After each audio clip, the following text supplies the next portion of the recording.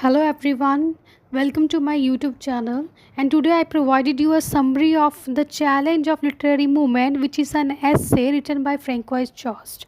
So first of all, I gave you the introduction of Francois Jost. So Francois Jost was a prominent French scholar, screenwriter, and a theorist in media studies, semiotics, and television analysis. Semiotics is the study of signs and symbols. From here, you will be able to know that Francois Jost is very much interested in the media work, in the media studies, and his notable works include The Empire of the Fake. And about the essay, Francois Jost's essay, The Challenge of Literary Movements, addresses the complex dynamics of literary movements. Dynamics means the changing and the fluctuation which came in the literary movements, the way one movement led to another movement. For example, how classicism led to the medievalism and medievalism led to Renaissance, and the impact on both literature and cultural understanding. This essay just examines how literary movements define themselves in opposition to receding trends, creating cycles of innovation and reaction. This essay is divided into 5 sections. The first section includes the meaning of literary movements. Like Merriam-Webster says that a movement is an active process of moving. We can say the literary movement is a process by which literature moves. So it is also an static phenomenon, and movement may be termed as period, an age, or an era.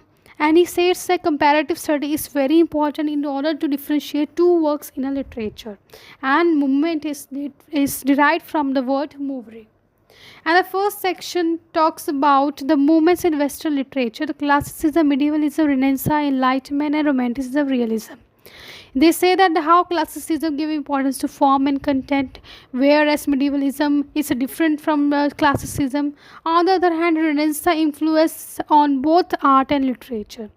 So Jost insists that one movement mature and gave rise to another age. The second section talks about the form and the content, that both form and content need to be in a balanced proportion in order to form a literature.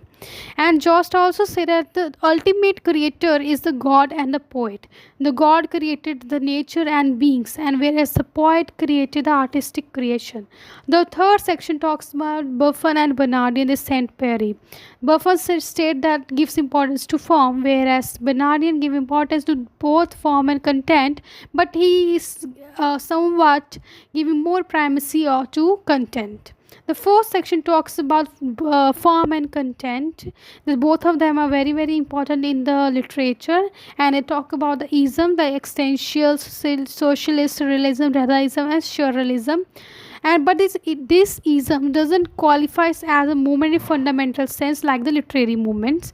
The fifth section talks about a Heraclitean approach, which is a very important approach to study the history of literature. And the literary period is an abstraction. Literary movements reflect facts. And he states that man needs truth and beauty together. This means that he needs both. Man needs both form and content. That the literature should be in a balanced proportion of both form and content. He also said that in a comparative study is the only way to understand two works differentiation, but this work of comparison itself a big challenge. That in order to understand two